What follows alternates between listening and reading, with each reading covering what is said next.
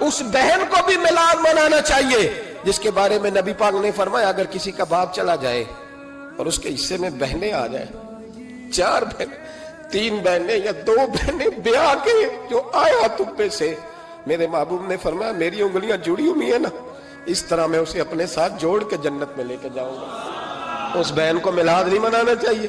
میرے رسول پاک نے فرمایا جس کی بیٹی واپس آ جائے، طلاق ہو گئی یا بیوہ ہو گئی، واپس آ گئی، نام بچ سکی، واپس آ گئی، فرمایا واپس آنے والی بیٹی کی جو باپ خدمت کرے گا، میرے رسول پاک فرماتے ہیں میں قیامت میں اس کا سفارشی بنوں گا۔